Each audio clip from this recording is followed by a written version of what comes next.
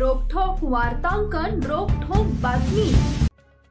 मुंबई आग्रा महामार्गावरील दबाशी फाट्यावर बस आणि ट्रकचा भीषण अपघात आज रोजी सकाळी 8 वाजेच्या सुमारास झालाय। शिरपूरहून शिंदखेडाच्या दिशेने जात असणाऱ्या बस आणि ट्रकचा भीषण अपघात झालाय।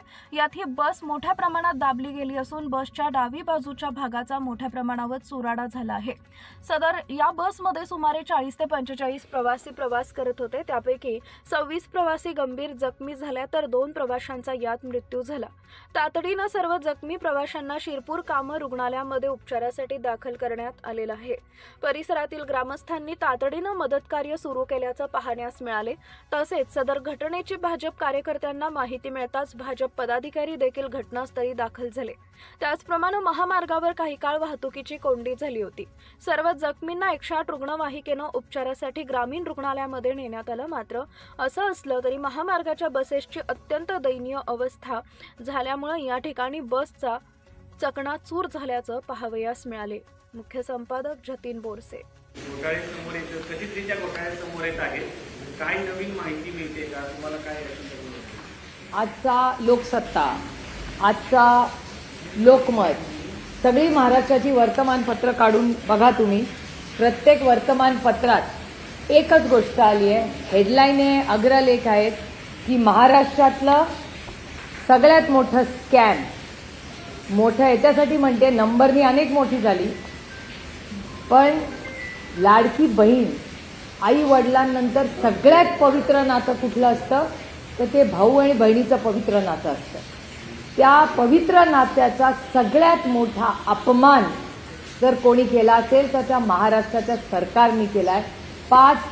4,800 कोटी रुपयाचा घोटाळा स्कॅम आहे हा, आणि ह्याची इन्क्वायरी, याच्यासाठी 3 गोष्टी केल्या पाहिजेत। एक, तातडीने एक व्हाईट पेपर, या सगळ्याचं ऑडिट आणि याचं इन्व्हेस्टिगेशन झालं पाहिजे।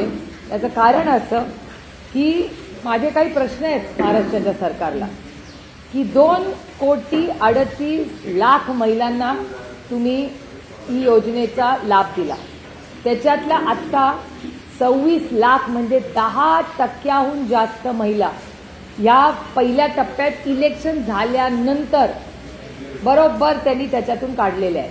माझा प्रश्न आहे, काल तुमच्या सगळ्या चॅनलवर दाखवण्यात आलं की ह्याच्यात पुरुष देखील आले। आपण एक एक टप्प्याने घेऊया।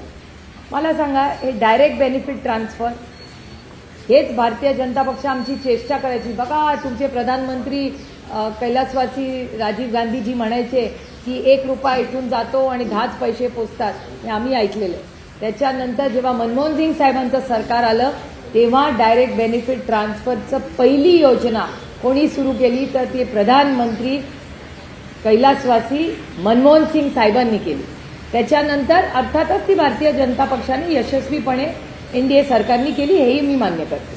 पण ह्या पार्श्वभूमीवर जर डायरेक्ट बेनिफिट ट्रान्सफर जे डायरेक्ट पैसे जातात ते पुरुषांच्या अकाउंटमध्ये कसे गेले, मग बँक डिपार्टमेंट कसं हे केलं, हा प्रश्नाचं उत्तर द्यावं लागेल। डायरेक्ट बेनिफिट ट्रान्सफर 100% पैसे दुसऱ्यांनीच नेले ना, म्हणजे मग जर अकाउंट पुरुषाचं होतं मग महिलांचे पैसे पुरुषांच्या अकाउंटमध्ये गेलेच कसे?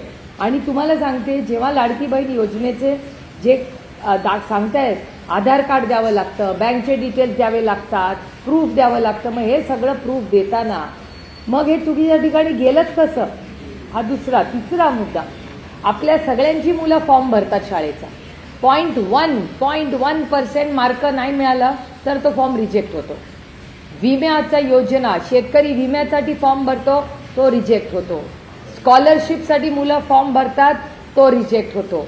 मग लाडकी बहीण योजनेमध्ये पुरुषांनी आणि जे त्यांच्या सगळ्या रिक्वायरमेंटमध्ये बसत नाहीत असे पण फॉर्म मग त्या सिस्टीमनी रिजेक्ट कसे नाही केले? मग ही सिस्टम, ही तंत्रज्ञान कुठलं काढलं? डिजिटल इंडिया होतं ना, मग डिजिटल इंडियाच्या तंत्रज्ञानामध्ये विम्यात शेतकऱ्याला रिजेक्शन होतं, महिलांना मुलांना ॲडमिशनमध्ये रिजेक्ट मुलं होतात। त्याच्यानंतर जेव्हा तुम्ही डॉक्टरकडे जाता, ती कुठली योजना महाराष्ट्र सरकारची, त्याच्यात आयुष्यमान, त्या आयुष्यमानमध्येही त्याच्यात लोक रिजेक्ट होतात।